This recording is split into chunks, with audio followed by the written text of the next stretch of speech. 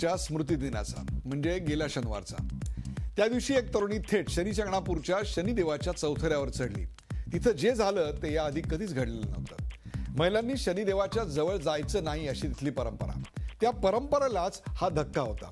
त्यामुळे काहीतरी आक्रीत असं घडलंय अशी भूमिका गावकऱ्यांनी घेतली। तर त्या मुलीला जणू क्रांती घडवली आहे अशा आविर्भावात तथाकथित पुरोगामी बोलू लागले। काही महिला कार्यकर्त्यांना हा तर आत्मसन्मानाचा लढा वगैरे वाटू लागला। अर्थात त्याला निमित्त होतं ते बॅकड्रॉप होता, पार्श्वभूमी होती ती शबरीमला मंदिरातल्या महिला प्रवेशाच्या वादाची। महिलांची पाळी चालू आहे की नाही हे अचूकपणे सांगू शकणारा स्कॅनर तयार होईल, त्यानंतर महिलांना शबरीमला मंदिरात प्रवेश देण्याचा विचार केला जाईल असं अत्यंत आक्षेपार्ह विधान तिथल्या प्रमुखांनी केलं होतं। मंदिरात महिलांना मिळणारं दुय्यम स्थान आणि पुरुषी वर्चस्वाची भावना या निमित्तानं पुन्हा एकदा समोर आली। अगदी मासिक पाळी सुरू असताना महिलांनी देवपूजेत सहभागी व्हायला काहीच हरकत नाही अशी सुधारणावादी भूमिका याआधी आम्ही झी 24 तास वरून याच रोकठोक कार्यक्रमात आता पाळी विज्ञानाची या कार्यक्रमातून मांडली होती। पण आता शनी शिंगणापुरात जे घडतंय त्याबाबत ग्रामस्थांची मतं मात्र वेगळी आहेत। जे घडलं त्यामुळे शनिदेवाचा कोप होईल असं त्यांना वाटतंय। त्यामुळेच की काय त्यांनी दुधाचा महाभिषेक करून घेतला। सध्याच्या अशा या असहिष्णू वातावरणात या ग्रामस्थांना सध्या झोडपण्याचं काम सुरू आहे आणि ग्रामस्थ या प्रकाराचा बाऊ करून झोडून घेत आहेत। त्यांच्या कृत्याचा निषेध करणं म्हणजे पुरोगामित्वाचा झेंडा खांद्यावर मिरवणं असं देखील आपल्याकडे समज झालेला आहे। पण शनी शिंगणापुरात महिला आणि पुरुष असा भेदभाव आता केला जातोय का? तिथं खरंच असमानता आहे का? तिथल्या प्रथा आणि परंपरा नेमक्या काय आहेत आणि त्या कशा करतायत? त्या बदलू शकत नाहीत का? 11,000 रुपयांचा अभिषेक पूजा करण्यासाठी केवळ पुरुषांनाच थेट चौथऱ्यावर जायची परवानगी मिळते कशी आणि मग स्त्रियांना ती का बरं मिळत नाही? यामागे काही आर्थिक गणित आहेत का धार्मिक आहेत? मुळात शनी हा देवणारा कोप पावणारा देव आहे। त्याला तेल वाहिल्यानंतर शनी शांत होतो असा समज आहे। पण सध्या या वादामध्ये पुरोगामी फेमिनिस्ट मंडळींनी आपले विचार मांडल्यानंतर ग्रामस्थही त्यात उतरले आणि एकूणच आग आणखीन भडकली आणि विचारांचं तेल त्यात ओतलं गेलं। त्यामुळे वादाचा भडका उडाला नाही तरच नवल। पण उलटसुलट प्रतिकांचा हा जो फेरा सुरू झालाय त्यामुळं प्रतिगामी विरुद्ध पुरोगामी विचारांचं कडं या शनीभोवती निर्माण झाले आहे। यासारख्या असंख्य प्रश्नांचा आज आपण वेध घेणार आहोत आजच्या खास रोकठोक कार्यक्रमात शनीभोवती वादांचं कडं।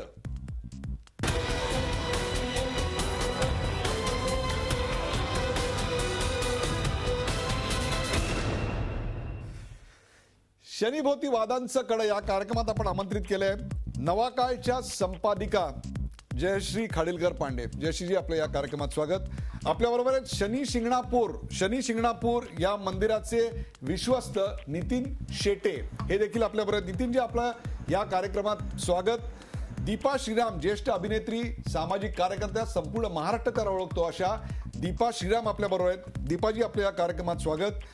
ज्येष्ठ सामाजिक कार्यकर्त्या आणि लेखिका रझिया पटेल या देखील आपल्याबरोबर पुण्याच्या स्टुडिओमधून आहेत। आणि सुषमा साहू या राष्ट्रीय महिला आयोगाच्या सदस्य आहेत, त्या देखील आपल्याबरोबर ज्या काही दिवसापूर्वी शनी शिंगणापूरला गेलेल्या होत्या। कार्यक्रमाला सुरुवात करण्या अगोदर या विषयावर एक खास रिपोर्ट आम्ही तयार केलाय, तो रिपोर्ट आधी पाहूया। शनी शिंगणापूरला दर्शन घेतल्यानंतर कोपलेला शनिदेव शांत होतो असं म्हणतात। स्वच्छ स्नान करून भगवी वस्त्र परिधान करून शनिदेवाला तेल वाहण्याची प्रथा येतो। पूर्वीच्या काळी केवळ पुरुषांनाच तो अधिकार होता। महिलांना शनिदेवाच्या चौथऱ्याजवळ जाऊ दिलं जात नव्हतं। मात्र मूर्तीची झीज थांबवण्यासाठी 5-1 वर्षांपूर्वी पुरुषांनाही चौथऱ्यावर जायला मज्जाव करण्यात आला। आता सकाळी आणि संध्याकाळी शनी आरतीच्या वेळी 11,000 रुपयांची अभिषेक पूजा करणाऱ्या पुरुषालाच चौथऱ्यावर जाण्याचा मान मिळतो। वरती येऊन आता कुणी दर्शन घेत नाही। दर्शनाची पद्धती चौथऱ्याच्या समोरून स्त्री आणि पुरुष दर्शन घेतात आणि अभिषेक भुवनमध्ये अभिषेक करतात। मात्र गेल्या शनिवारी या परंपरेला धक्का लागला। एका तरुणीनं अजाणतेपणी चौथऱ्यावर जाऊन शनिदेवाचं दर्शन घेतलं। काल अनावधानाने एक मुलीनं वरती जाऊन जे दर्शन घेण्याचा प्रयत्न केला त्याबद्दल या ठिकाणी जी सुरक्षा व्यवस्था आहे आणि मंदिर व्यवस्था आहे याचा आम्ही आढावा घेत आहोत। परंपरा मोडल्यानं आता शनिदेव कोपणार या भीतीनं गावकऱ्यांनी देवाच्या शुद्धीकरणाकरता चक्क दुधाचा अभिषेक घातला। गाव बंद ठेवतोय, दुकान बंद ठेवतोय, आमची महिलांनी आम्हाला आता सांगितलंय की आम्ही चुलबंद पण ठेवलेली. गावकऱ्यांची ही कृती योग्य की अयोग्य हा आता वादाचा विषय बनलाय. मात्र एका तरुणीनं अजाणतेपणी केलेल्या कृत्यानंतर पुरोगाम्यांना चांगलाच कंठ फुटलाय. पुरुष आणि महिला भक्तांनाही चौथऱ्यावर जाण्यास मनाई असताना भेदाभेदाचा प्रश्न येतोच कुठे असाच सवाल केला जातोय. शनी शिंगणापुरातल्या परंपरांचं राष्ट्रीय महिला आयोगाच्या सदस्यांनीही समर्थन केलंय. जिस बहन ने भी ये काम किया है उन्हें भी किसी परंपरा का पालन करना चाहिए. जब मंदिर में उस तरह की बातें थी, जब सारे पुरुष और महिलाएं सब लोग नीचे खड़े हैं, तो उनको अपनी मर्यादा को तोड़ करके ऊपर नहीं जाना चाहिए. और अगर जाना चाहिए तो कुछ लोगों को परमिशन ले करके जाना चाहिए. या निमित्तानं कथित महिलावाद्यांनी जी ओरड सुरू केली आहे ती अनाठायी असल्याचं मानलं जात आहे. शनी शिंगणापूरमधल्या सध्याच्या परंपरांची माहिती न घेताच त्या तरुणीनं बंड केल्याचा जो गाजावाजा सोशल मीडियावर सुरू आहे तो खरंच योग्य आहे का?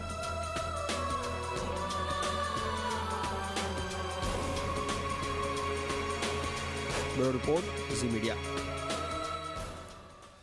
शनीभोवती वादाचा कडे या विषयावरचा हा रिपोर्ट आपण पाहिलात आणि त्याची चर्चा करण्यासाठी आपल्यासोबत जयश्री खाडीलकर, नितीन शेटे, दीपा श्रीराम, रजिया पटेल आणि सुषमा साहू या देखील आहेत.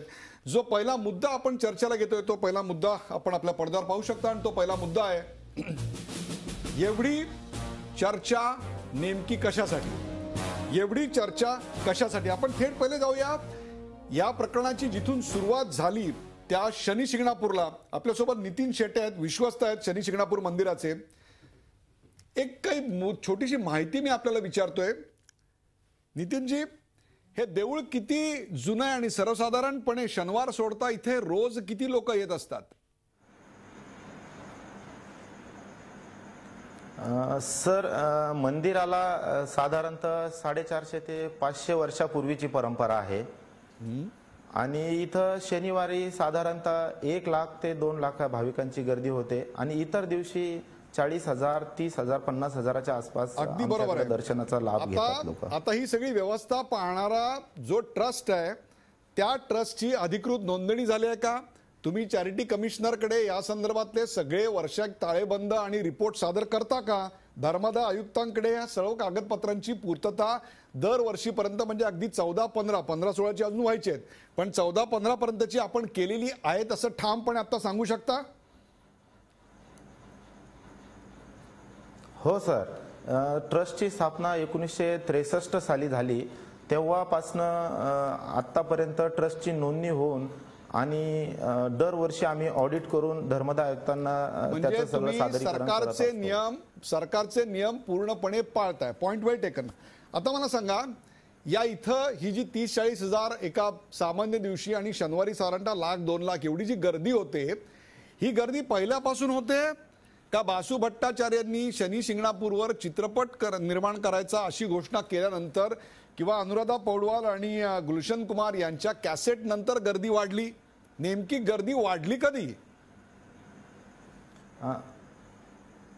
1990 नंतर साधारणतः 93च्या आसपास गुलशन कुमार आणि यांनी जेव्हा ती शनिदेवावरती फिल्म आणि गाणी काढली तेव्हापासून अनुराधा पौडवाल आणि गुलशन कुमार यांनी शनिदेवाकरता खूप प्रचार आणि प्रसाराचं काम केलं असं आम्हाला वाटतं. आणि तेव्हापासून शनीला येण्याचा ओघ निश्चित वाढलेला आहे. म्हणजे यापूर्वी 450 वर्ष जर हे देऊळ आहे असं म्हटलं तर 1990च्या आधीच्या वर्षामध्ये एवढ्या प्रचंड मोठ्या प्रमाणावर गर्दी त्या ठिकाणी होत नव्हती आणि हे फॅक्ट आता एस्टॅब्लिश झालेलं आहे. आता एक शेवटचा प्रश्न तुम्हाला, नंतर आपण इतर पॅनलिस्टकडे जाऊया. तो म्हणजे एकूण हा जो सगळा परिसर आहे शनी शिंगणापूरचा, त्यात फारसं पाणी नव्हतं, परंतु 70-80च्या दशकामध्ये तिथे मुळेचं पाणी आलं आणि मुळेचं पाणी आल्यानंतर ते खोरं सुपीक बनलं आणि तिथे खूप मोठ्या प्रमाणावर पैसा आला, तो ग्रामस्थांच्याही हाती खेळू लागला. हे खरं आहे माझं निरीक्षण? सर, हे निश्चित माझा जन्म 80 सालचा आहे, पण आमचे वडील सांगतात का साधारणतः 70च्या दशकामध्ये आमच्याकडं आमचे ज्येष्ठ नेते यशवंतराव गडाख यांनी मुळेचं पाणी जेव्हा आमच्या भागात आलं आणि मुळा सहकारी साखर कारखान्याची निर्मिती केली, त्यानंतर खऱ्या अर्थाने सर्व शेतकऱ्यांच्या हातात पैसा आला व आम्ही शिकू शकलो, घडू शकलो. हे निश्चित खरं आहे. बरोबर आहे. आपण शिकलात, त्यामुळे आता विश्वस्तांची शिकलेली, समाजाकडे डोळसपणे विज्ञानवादी दृष्टिकोनातून पाहू शकणारी अशी पिढी याच्यात विश्वस्त आहे असं क्षणभर आपण मानूया. मग जर असं असेल तर मला सांगा, दुधाचा अभिषेक करायचं एवढं कारण काय होतं? नितीन शेटे.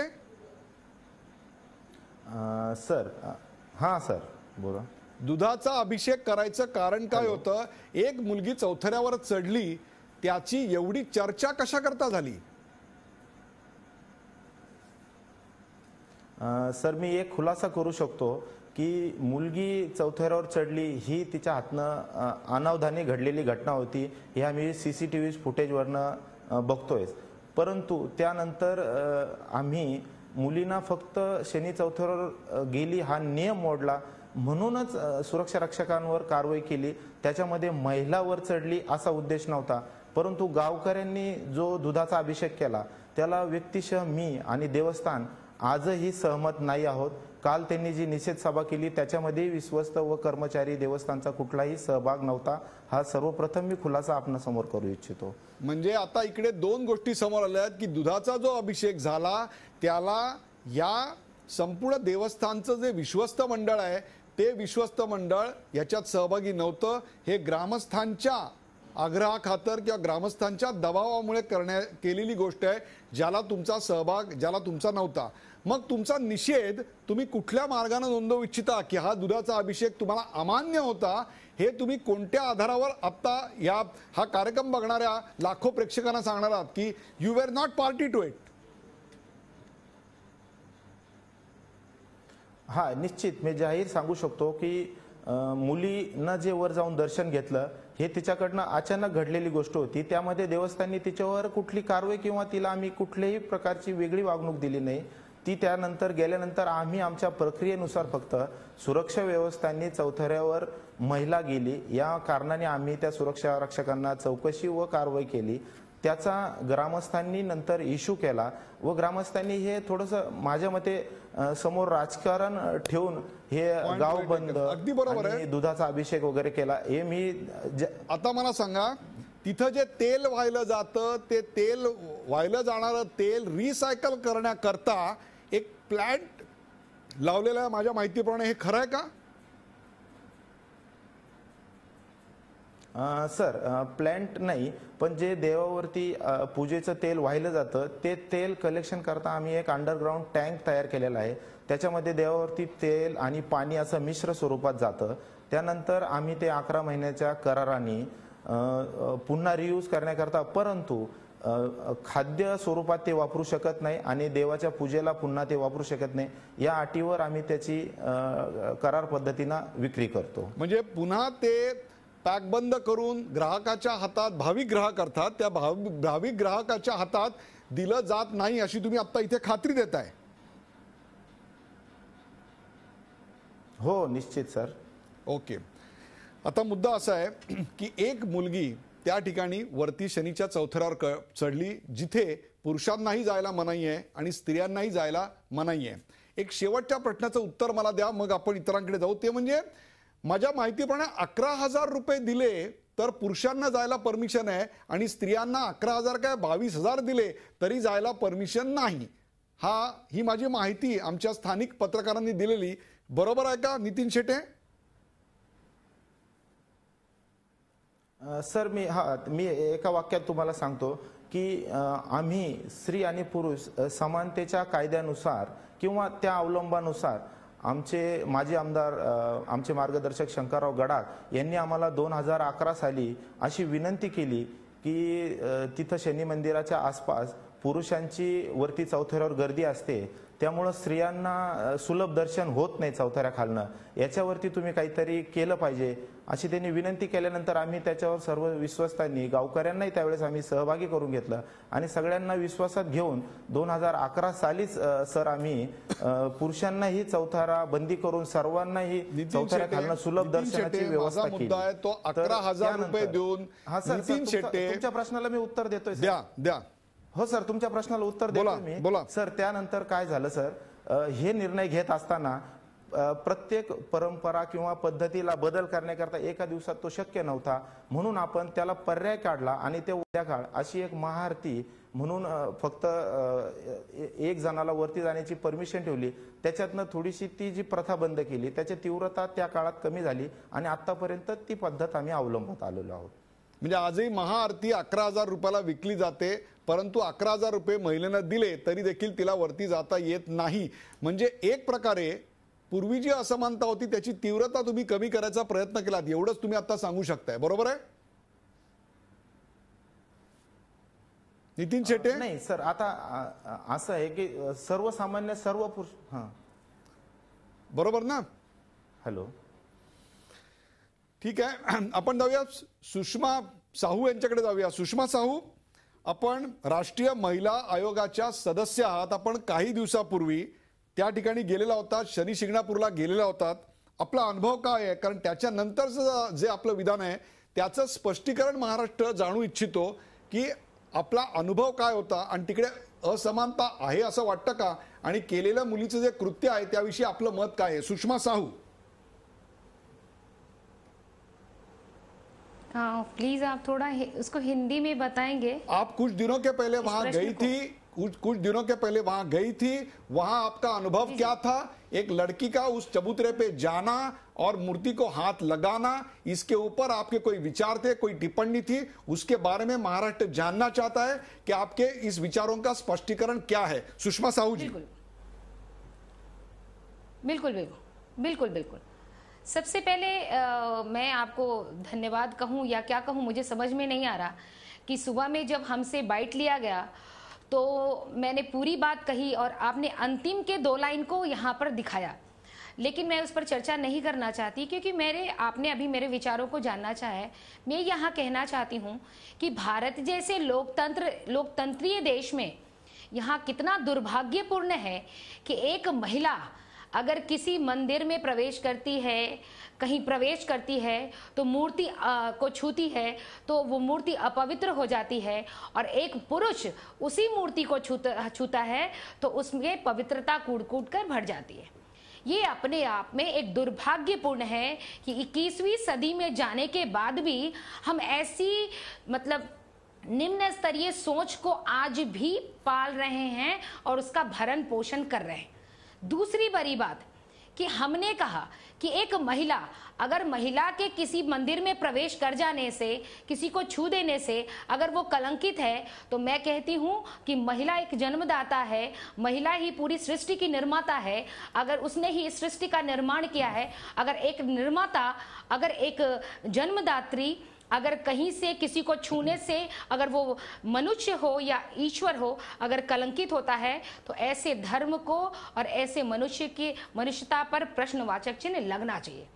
मैंने जो यहाँ कहा था कि मैं शनिवार को स्वयं उस मंदिर में थी, जब मैं वहाँ गई तो वहाँ पे पुलिस के अधिकारियों ने, क्योंकि प्रोटोकॉल के तहत उन्होंने मुझे कहा कि मैडम आप वहाँ नहीं जा सकती, पूजा नहीं दे सकती, क्योंकि महिला को तेल नहीं चढ़ा सकते और महिला होने के नाते आप पूजा भी नहीं दे सकते. मैंने कहा कि अगर ऐसे नियम हैं तो मैं इन नियमों का उल्लंघन नहीं करूँगी.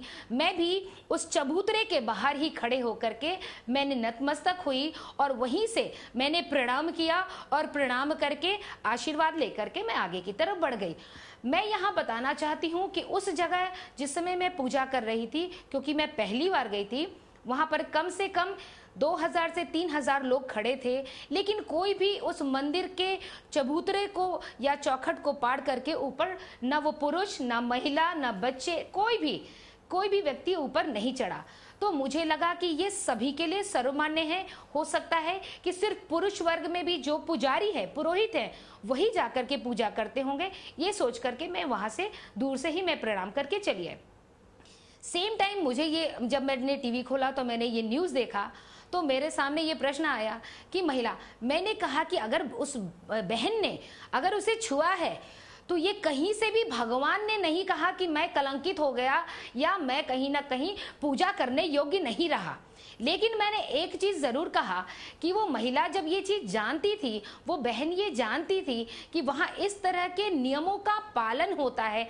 हम कहीं भी जाते हैं, हम हर चीज में, हम भारत में यहाँ रहते हैं, हम नियमों को, अपने संस्कारों का कभी भी उल्लंघन नहीं करते। मैंने यही कहा कि अगर वो बहन ये जानती थी कि इन नियमों का उल्लंघन नहीं करना चाहिए, तो उन्हें भी जैसे मैं प्रणाम करके आई हूं वैसे उन्हें ही प्रणाम करना चाहिए। बात सिर्फ इतनी थी, लेकिन मेरे बात को इन लोगों ने इश्यू बनाया और ये कहा कि मैंने कहा कि महिला को नहीं जाना चाहिए या महिला को पूजा नहीं करना चाहिए। मैं कहती हूं कि दुनिया की कोई, धरती की कोई ऐसी जगह नहीं है जहां महिला जाकर के पूजा आपने नहीं जो कर बात सकती। कही है, लेकिन सुषमा जी, आपने जो बात कही है वो ये है कि अगर वहां का नियम वो है तो उस नियम का महिला ने पालन करना चाहिए।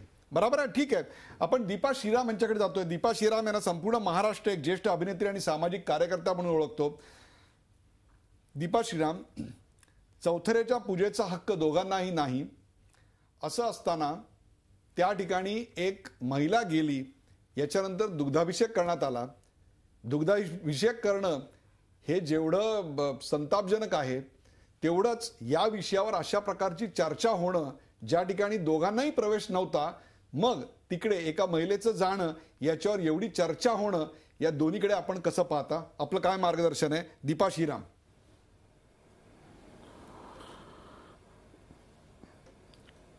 मला खरं खूप इंटेलेक्च्युअल काही उत्तर देता येईल तर नाही, असं वाटतं की ह्याच्यावर चर्चा होणं खूप गरजेचं आहे। कारण ह्या बाईनी जे काय केलं, तिकडे चौथऱ्यावर जाऊन दर्शन घेतलं, त्याच्यामुळे जी चर्चा निर्माण होतीये, त्याच्यामुळे बायकांना निदान हा प्रश्न त्यांच्या पुढे येतोय आणि विचार करायला लावतोय की खरंच हे असं घडतंय, हे बरोबर आहे का चूक आहे। आणि मला विचारलं तर त्याचा निषेध करायला पाहिजे की बायकांना इकडे ह्या मंदिरात प्रवेश नव्हता, पण आता देऊ लागलेले आहेत, असं जर असेल तर ते चांगली गोष्ट आहे। पण त्यांनी जाऊन तिकडे दर्शन घेणं हे त्याच्यामुळे त्या देवाला शुचिर्भूत करायला लागतं आणि दूध आणि तेल घालून, ह्या दिवसामध्ये जेव्हा तेल आणि दूध इतकी महागाई आहे सगळ्या गोष्टींची,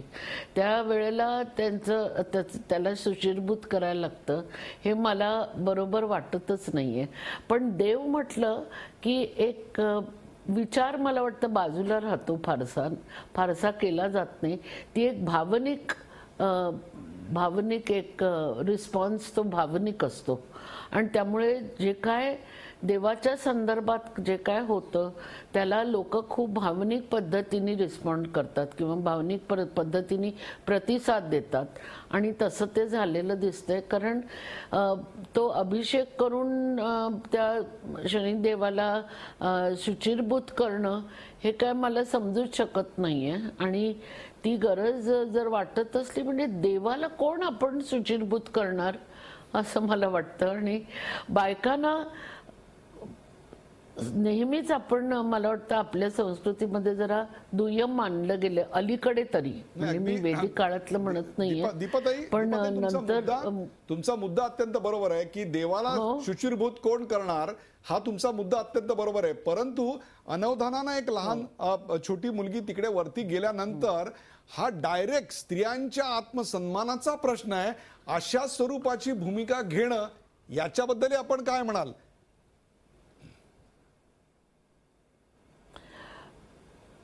मला वाटतं तिने जाऊन अनावधानानं तिथे ती गेली आणि तिने दर्शन घेतलं, ह्याच्यामध्ये एवढा इश्यू करण्यासारखं काही गोष्ट नव्हती आणि त्याच्यातनं काहीतरी पॉलिटिकल हे करून मला वाटतं त्याचा उपयोग जास्ती केला जातोय आणि त्याचा एक एवढा मोठा ते इश्यू केला जो जातोय, तो काहीतरी वेगळं कारण असावं असं वाटतंय मला। त्याच्यामध्ये इतकं काही हे करण्यासारखं नाहीये। दीपाताई, तुम्ही ज्या मुद्द्याकडे अंगुली निर्देश करताय दीपाताई, तो अत्यंत महत्वाचा मुद्दा आहे। काही क्षणानंतर मी त्याच्यावर चर्चा करणार आहे, परंतु ब्रेकवर जाण्यापूर्वी आपल्या सोबत जयश्री खाडीलकर आणि रझिया पटेल आहेत, त्यांच्याकडनं एक क्विक कॉमेंट घेऊया। जयश्री खाडीलकर, दुग्धाभिषेक करणं जेवढं हास्यास्पद, तेवढंच या विषयावरून डायरेक्ट स्त्रियांच्या आत्मसन्मानाची लढाई असे पुरोगामित्वाचे वरवर वाटणारे विचार मांडणं, या दोन्हीवर आपण काय म्हणाल?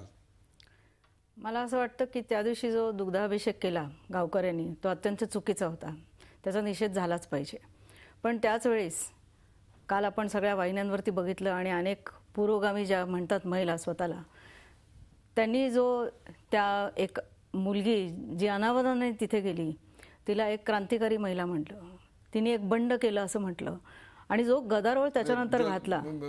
महात्मा ज्योतिबा फुले आणि सावित्रीबाई फुलेनंतर तिचाच नंबर लावला. बरोबर आहे. म्हणजे आपल्याला कामं केली त्याला काही किंमतच नाही. म्हणजे आपण कसं आहे, रजिया पटेल आणि दीपा श्रीराम इतके वर्ष काम करतात त्याला काही किंमत नाही. म्हणजे आपण कसं आहे, एकीकडे पुरोगामी आणि प्रतिगामी संयमी आपण कधी नसतोच. आणि मला वाटतं त्याचं उत्तम उदाहरण काल आपण बघितलं. आपण संयमी असलं पाहिजे. 600 वर्षापूर्वीची जर परंपरा आपल्याला मोडायची आहे तर ती परंपरा मोडताना सुद्धा संयम दाखवला पाहिजे. अतिरेक पुरोगाम्यांचं पण नको आणि प्रतिगाम्यांचं पण नको. वा, अतिरेक पुरोगाम्यांचा नको आणि प्रतिगाम्यांचा नको. ब्रेकवर जाण्यापूर्वी रजिया पटेल यांना एक छोटासा प्रश्न. रजिया पटेल, या दोन्ही गोष्टींकडे आपण कसं पाहताय? आपण समाजामध्ये आणि विशेषतः मुस्लिम समाजामध्ये सुधारणा आणण्याकरता गेले अनेक वर्ष काम करताय, म्हणून हा प्रश्न की 500 वर्षाची एक परंपरा होती, ती परंपरा 2011 साली खंडित करण्यात आली. पुरुष आणि स्त्रिया दोघांनाही प्रवेश नाही. त्यातला अजून काही भाग बाकी येतो, म्हणजे पूजेच्या वेळेला 10,000 रुपये देऊन एका व्यक्तीला फक्त एका दिवशी तिकडे जाता येतं. परंतु त्यात सुधारणा झाली, याच्याकडे आपण सकारात्मक गोष्टींना बघणार का? एक मुलगी वरती गेली म्हणजे जणू काही तिने क्रांतीज्योत पेटवली असं आपण म्हणणार? रजिया पटेल. नाही, ती एक मुलगी वर गेली याच्यावर चर्चा केव्हा सुरू झाली? जेव्हा गावामध्ये ती गेली, हे किती एक मुलगी त्या तिथे चौथऱ्यावर गेली आणि तिने अभिषेक केला, हे चुकीचं मानलं जाऊन दुधाचा अभिषेक वगैरे केला, तेव्हा ही चर्चा सुरू झाली की का त्यांनी असं सांगितलं की स्त्री आणि पुरुष दोघांनाही बंदी आहे चौथऱ्यावर, पण समजा पुरुष चढला असता तर दुधाचा अभिषेक केला असता का? तर प्रश्न असा आहे की महिला चळवळीतले लोक जे बोलतायत ते हे बोलतायत की स्त्रियांना का अधिकार नाही, का दुय्यम मानलं गेलंय तिथे आणि नंतर दुधाचा अभिषेक करण्यात आला, त्याच्याबद्दल ते बोलतायत. आणि महत्वाचा प्रश्न असा आहे हा की या देशामध्ये हा देश जो चालतो तो संविधानावर चालतो आणि भारताचं संविधान जे आहे ते समतेचं तत्व सांगतं, स्त्री पुरुष समतेचं तत्व सांगतं. कायद्याच्या आधाराने हा देश चालतो, फक्त धर्मसंघटनांच्या आधाराने चालू शकत नाही तो. आणि त्याच्यामुळे हा प्रश्न येतो की जो दर्जा तिथे म्हणजे पुरुषांना जो अधिकार आहे तो स्त्रियांना का नसावा आता? आणि ह्यांचं तर विधान, सुषमा साहू ज्या राष्ट्रीय महिला आयोगाच्या सदस्य आहेत त्यांचं विधान तर अतिशय धक्कादायक आहे की ज्या संविधानाच्या आधारावर एक सरकारी यंत्रणेचा भाग म्हणून हा जो आयोग आहे राष्ट्रीय महिला आयोग, त्याची सदस्य महिला जर असं बोलत असेल की महिलांनी प्रथा मोडू नयेत, मग आपल्या समाजामध्ये तर विषमतेला पूरक अशा अनेक प्रथा आहेत आणि आपलं संविधान तर समता सांगतं. रजाजी, आपण याच्यावर सुषमा साहू यांची प्रतिक्रिया घेऊया. एका ब्रेक नंतर कुठे जाऊ नका, पाहत राहा झी24 आपण पाहताय शनीभोवती वादाचं कड.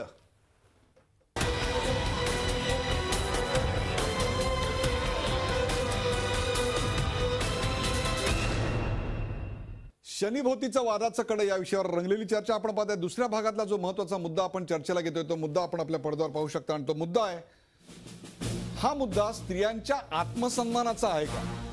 हा मुद्दा स्त्रियांच्या आत्मसन्मानाचा आहे का?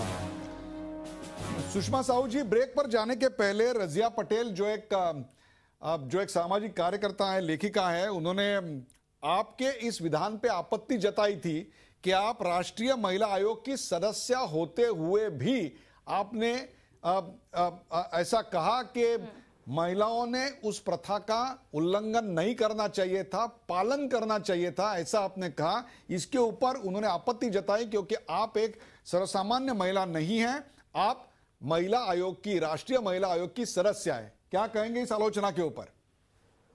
जी, बहुत सही.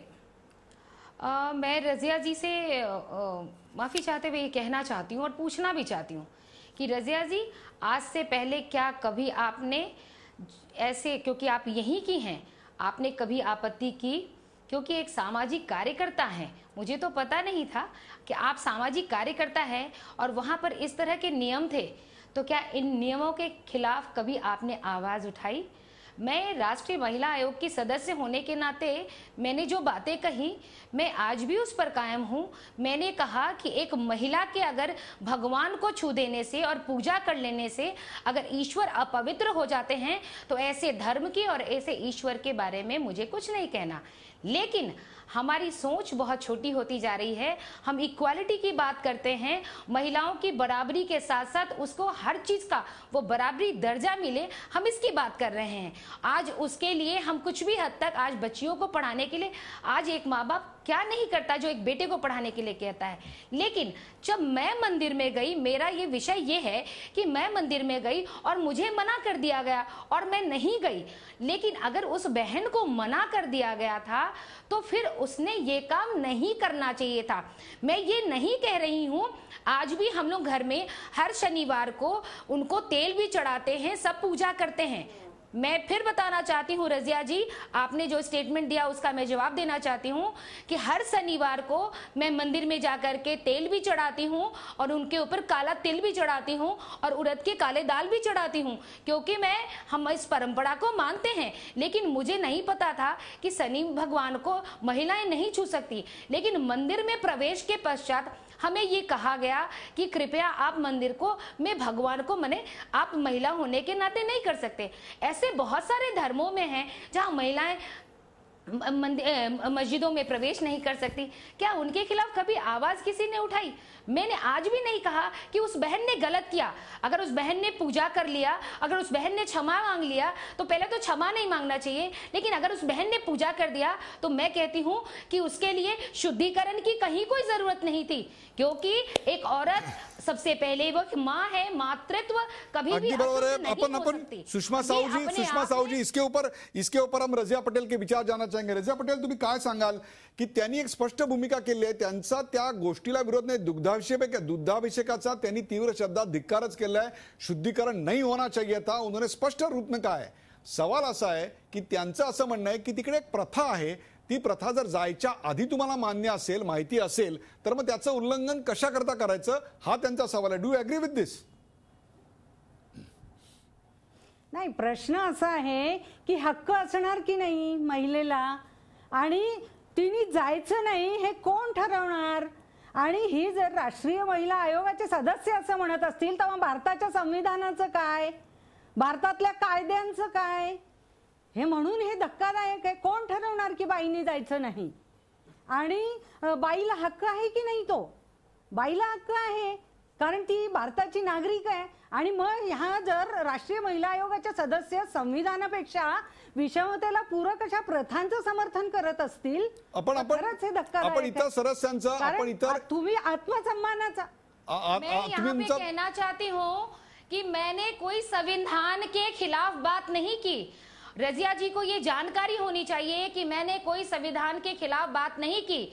मैं फिर कह रही हूँ कि अगर मंदिर में शुद्धिकरण हुआ और एक महिला के जाने पर इस तरह के बवाल मचे, तो रजिया जी, आप जैसी सामाजिक कार्यकर्ता जो आप यहाँ लोकल हैं, आपने अब तक आवाज क्यों नहीं उठाई कि आज तक शनि मंदिर में महिलाओं का प्रवेश क्यों बंद है? इस पर आपको भी आवाज उठानी चाहिए थी, क्योंकि मैं अभी पहली बार वहां गई हूँ और मैं हर शनिवार को शनि भगवान को पूजा देती हूँ। एक मिनिट सुषमा साहू जी, आपण रजिया पटेल यांचं उत्तर घेऊया।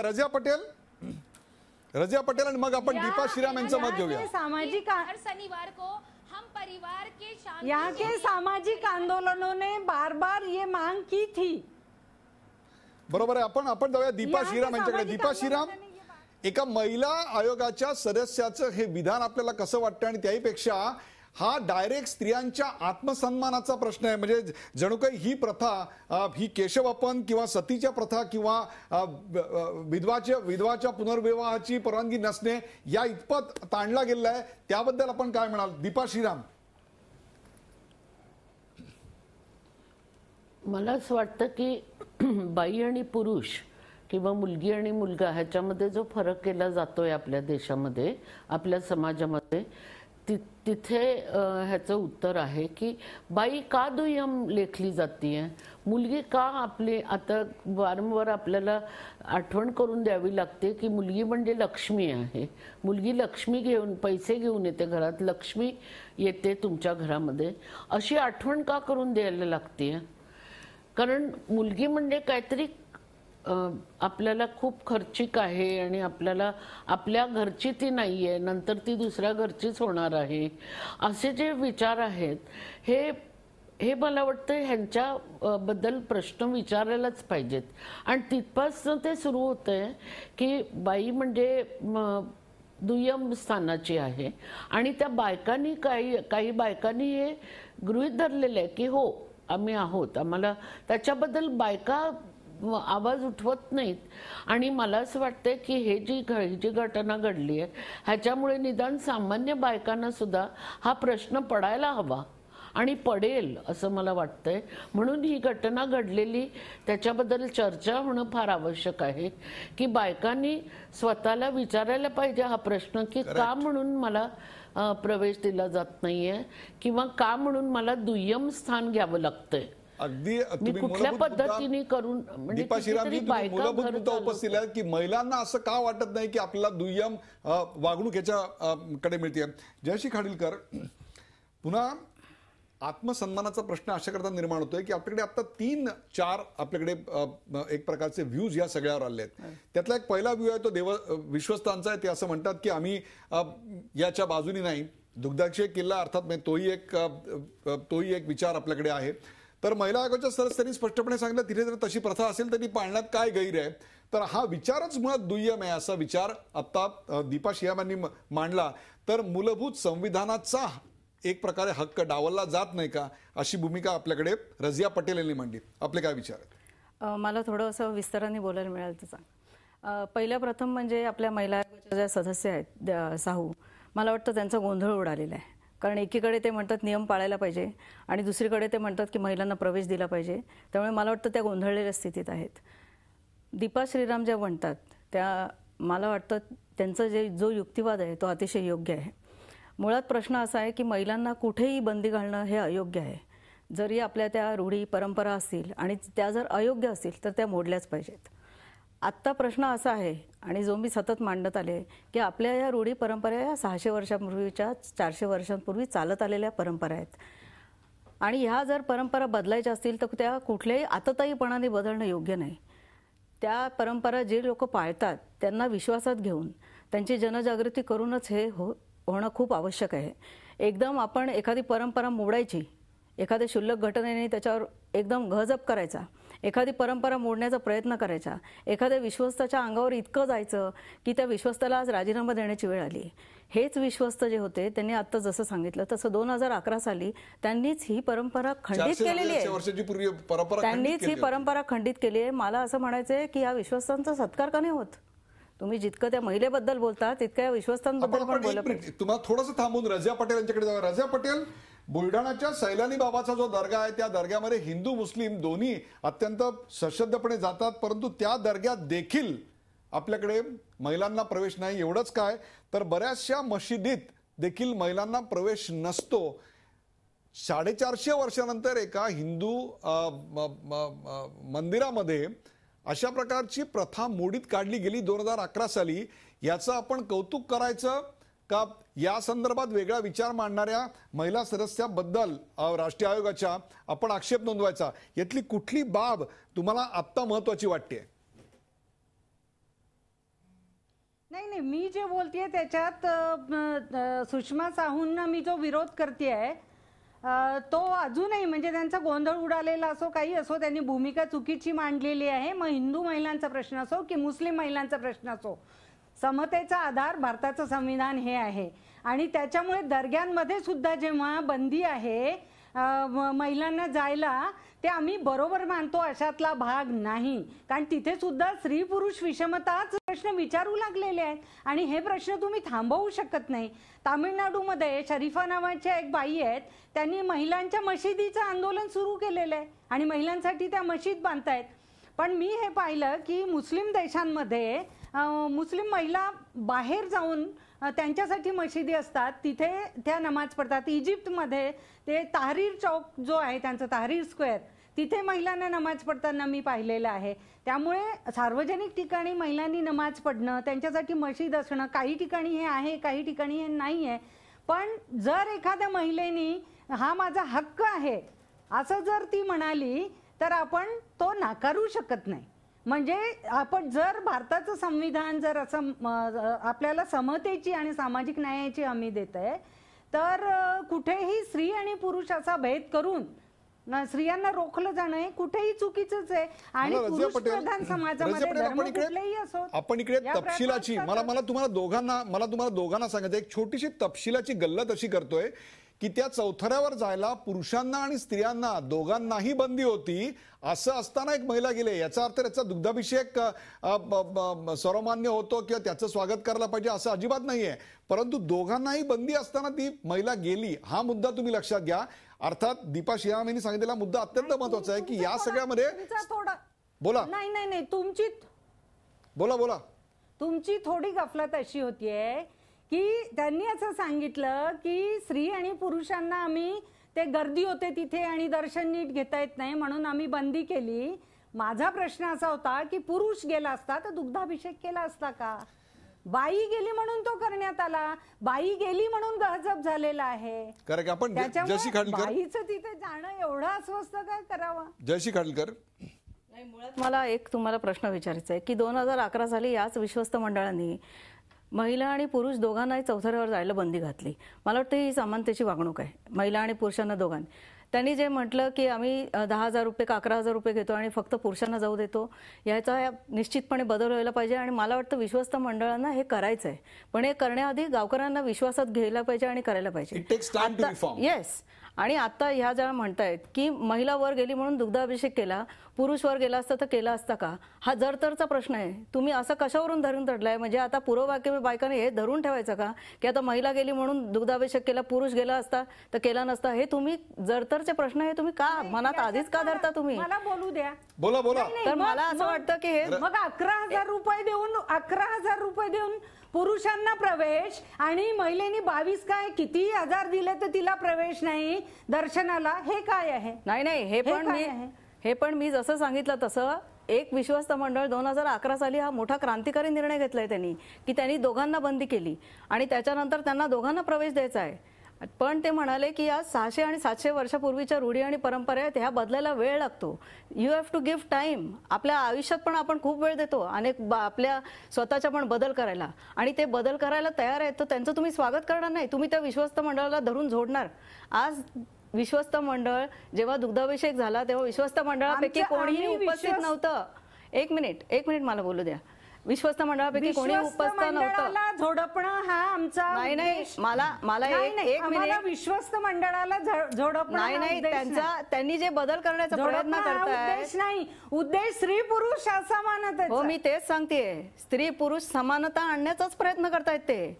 आणि त्यांच्या या प्रयत्नांना तुम्ही विश्वस्त मंडळांचा सत्कार करून, गडाख साहेबांचा सत्कार करून त्यांना प्रोत्साहन दिलं पाहिजे. आज पण जेव्हा दुग्धाभिषेक झाला तेव्हा विश्वस्त मंडळाचं कोणी नव्हतं, पण पूर्ण गाव होतं. मग ही आपली जबाबदारी आहे की या पूर्ण गावाला समजावून सांगायचं स्त्री पुरुष समानता काय आहे आणि त्यांचं प्रबोधन करून मगच हे होऊ शकतं. आताताईपणाने त्यांच्यावरती जाऊन कुठलं तरी एक 600 आणि 700 वर्षांपूर्वीची परंपरा तोडण्यासाठी त्यांच्यासाठी जाऊन आताताईपणा करायचा, त्यांच्यावर काही गोष्टी लादायच्या, त्यांच्यावर जबरदस्ती करायची, हे माझ्या मते योग्य नाही. परिवर्तनाची ही पद्धत नाही, अशाने परिवर्तन होत नाही. फक्त दिसणारं परिवर्तन होतं, मनातून परिवर्तन होत नाही. परिवर्तनाला वेळ लागतो आणि त्यासाठी रजियाजी तुम्ही लढा, श्रीराम त्या ताई आहेत त्यांनी लढलं पाहिजे, मी लढलं पाहिजे, आणि आपण सगळ्यांनी जाऊन या गावकऱ्यांचं मतपरिवर्तन केलं पाहिजे. नुसतं इथे येऊन हे योग्य नाही आणि हे महिलांसाठी त्यांनी महिला आणि पुरुष दोघांनाही बाहेर ठेवलेलं आहे चौथऱ्याच्या बाहेर. मला नाही वाटत हे चुकीचं आहे. आणि त्यांनी जर फक्त पुरुषांना दिली असेल पूजेची तर ते पण बदलायला ते तयार आहेत. आत्ता ते बोलले. आणि ही जर एक प्रगती चाललेली आहे तर तुम्ही दुसरं टोक गाठणं बरोबर नाहीये. हे रजिया पटेल शेवटची कॉमेंट तुमच्याकडनं आणि त्यानंतर आपण दीपा श्रीराम आणि मग विश्वस्तांकडे जाऊ. हे बघा, आमचं हे समाजामध्ये कशा पद्धतीनं बदल होऊ शकतील हा ज्याचा त्याचा विचार आहे, कशा पद्धतीनं घडू शकतात बदल. पण आम्हाला असं वाटतं की भारताचं संविधान सर्वोपरी आहे आणि भारताचं संविधान जर का समता आणि सामाजिक न्यायाचं आश्वासन देत असेल तर ते अंमलात आणलंच गेलं पाहिजे. त्यामुळे समाजामध्ये परिवर्तन हळू होईल का लवकर होईल का कसं होईल का कोणी करावं हा ज्याचा त्याचा प्रश्न आहे आणि जो तो आपापल्या पद्धतीनं करील. प्रश्न स्त्री पुरुष समतेचा आहे आणि महिलांच्या हक्काचा आहे का विश्वस्तांच्या विरुद्धच्या लढ्याचा तो प्रश्न नाही. तो प्रश्न महिलांच्या समतेच्या हक्काचा आहे. एवढाच मुद्दा होता कारण तिथे ते नाकारलं गेलं म्हणून हा मुद्दा वर आला आणि म्हणून भारताच्या संविधानाला सर्वांनी सर्वोपरी मानून त्या दिशेने गेलं पाहिजे. दीपा श्रीराम, 400-450 वर्षाची एक स्त्री पुरुष असमानतेची एक परंपरा होती. ती परंपरा काही प्रमाणात आत्ताच्या विश्वस्त मंडळांनी संपवायचा प्रयत्न केला. अर्थात त्या काळात 2011 साली त्यांना विरोधही झाला असेल, त्याची किंमतही त्यांनी मोजली असेल.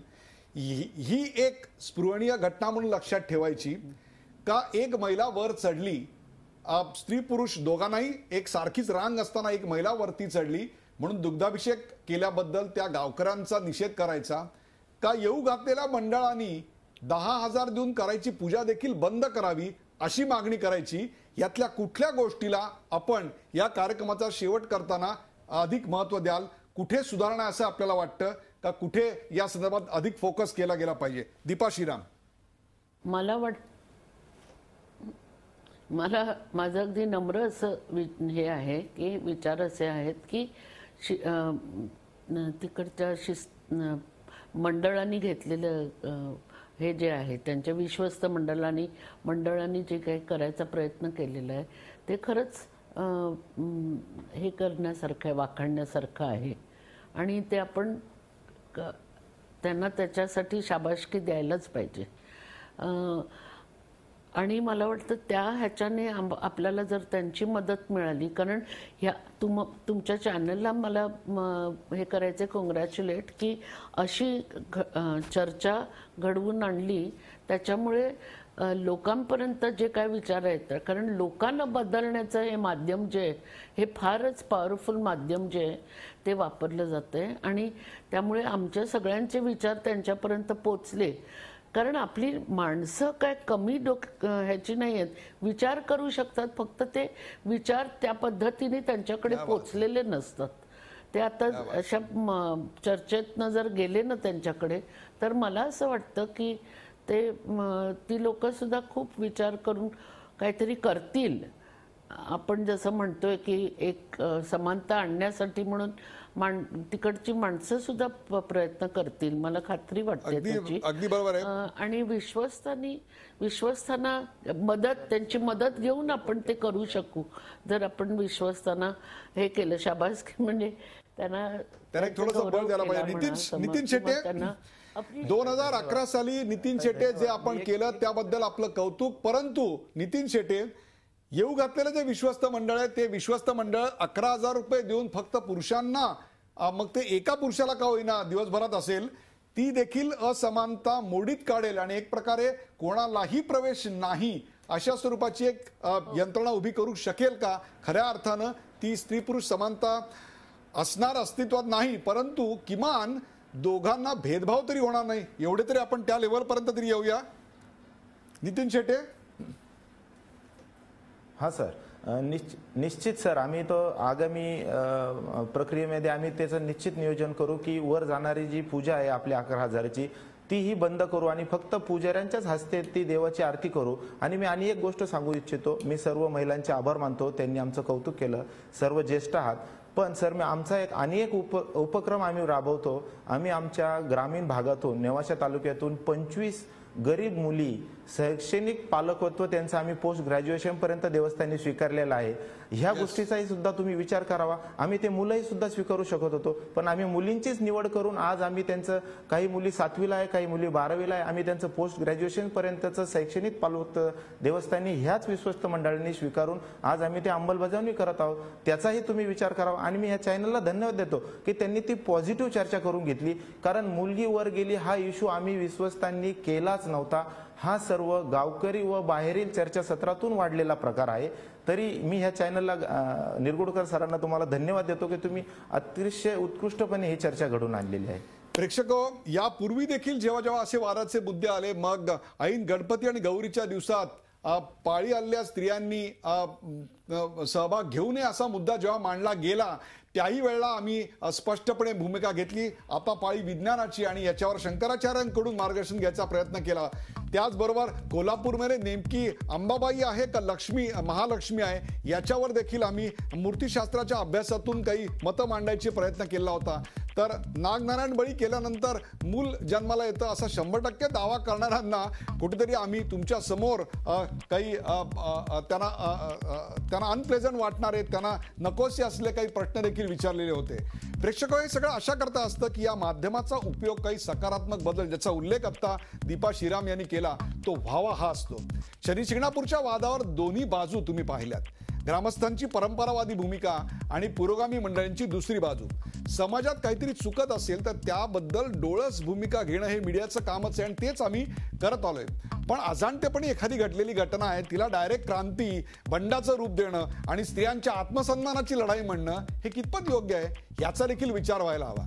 सर्व जाती धर्माच्या स्त्री पुरुषांनी शनिदेवाच्या स्वयंभू मूर्तीचं दूरवरून दर्शन घ्यायला हवं असा नियम आहे. कधी कधी त्या चौथऱ्यावर केवळ पुरुषांना प्रवेश होता पण ती प्रथा आता बंद करण्यात आली आहे. मग या बदलाचं आपण स्वागत का बरं करायचं नाही. शबरीमलाईसारखी इथं परिस्थिती नाहीये प्रेक्षको याचा देखील विचार व्हायला हवा.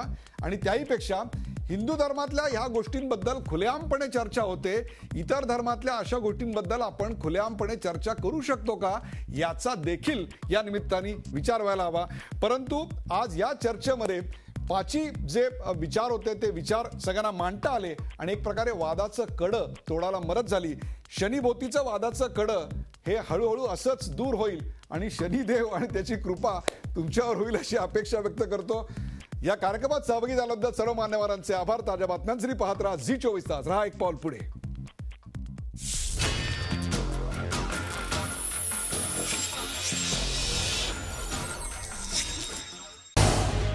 झी 24 तास रहा एक पाऊल पुढे.